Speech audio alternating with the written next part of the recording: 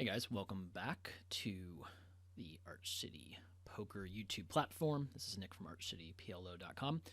And today's video, we're going to take a look at something that I whipped up pretty quickly here. It could be something to this. It could be really dumb. And I know it's going to be a little harder to see some of this, but I'll explain it very clearly. But I want to talk about just essentially visualizing your poker strategy. So green is going to be aggression for value, betting for value, raising for value. Yellow or gold here is going to be caution, showdown value, bluff catching, pot control. Red's going to be folding, low equity types of hands we're going to be giving up with. And you'll see what I'm getting at here, guys. So I talk about in the step-by-step videos that I post, the one a month, the ones that I post weekly for my site subscribers.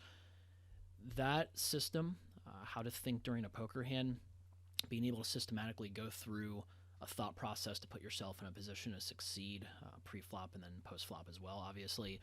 It's going to be very valuable to you. It's going to put you in a position to have a very large skill edge, I believe, and mental edge as well over your opponents.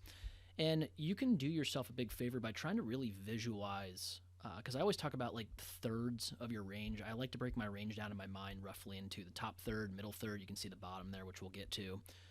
But I think if you can do this more often, you'll put yourself in a position to succeed far more often. So we're going to start with the top third of our range here.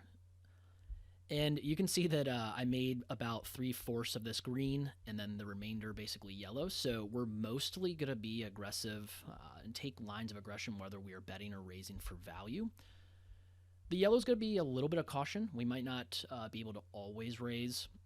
That will be a situation, or lead or raise, that'll be a situation where we probably don't have the range or polarity advantage. Like our opponent just hits that texture a lot harder than we do. So we might have to start with a check call, or we might just call against a c-bet, planning for maybe some aggression later in the hand.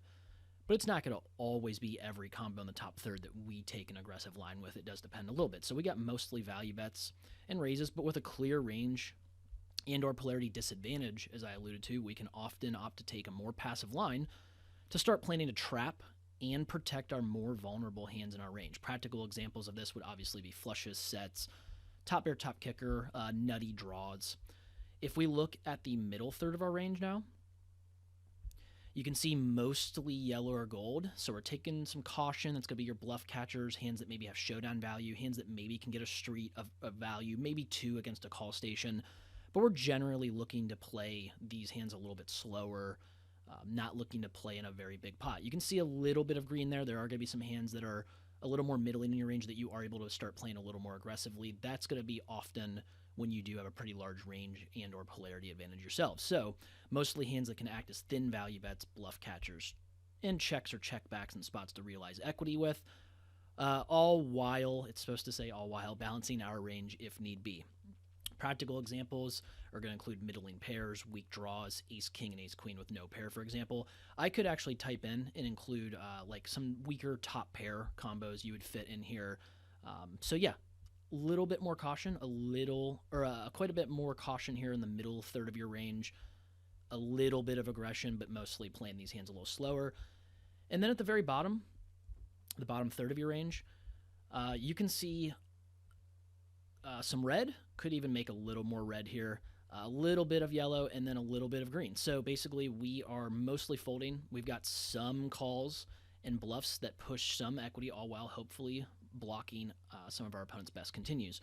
Practical examples will include hands like bottom pair, middle pair multi-way. The reason I included that is a lot of you overestimate your showdown value with weak pairs in like three-handed pots, for example. You're going to want to turn some of those middle and bottom pairs into bluffs a little more often in those situations. Draws, they can be nutty, but we also can often just use gutters or overcards with like a backdoor flush draw, for example.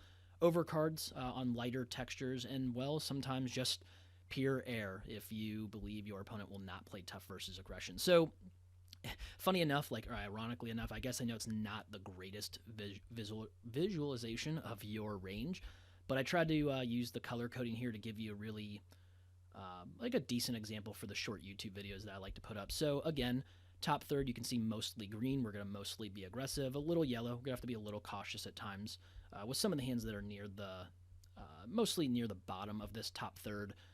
But then we've got the middle third where a little more showdown value, maybe some bluff catchers, hands that retain their equity well by just either checking back or calling against a c-bet or check calling themselves. Bottom third, again, probably mostly folding. I should add a little more red, like I said. A little bit of bluff catching, and then some bluffing as well. And you can see how this clearly fits into a polarized strategy. I always tell you guys, if you're in doubt in a situation in poker, you want to polarize. So polarizing meaning two ends of the spectrum. Here's the top end. You be a little more aggressive up here. You see a little more aggressive down here. And in the middle here, this is where we act a little more cautiously, and that will lead to a polar strategy where we're a little more active here, a little more active here, not as active in the middle. I know this isn't, again, a perfect visual example of this concept, but of course, like I've said before, guys, these YouTube videos are meant to be quick, to the point, give you guys a general understanding of how to really play both the great games of No Limit and PLO.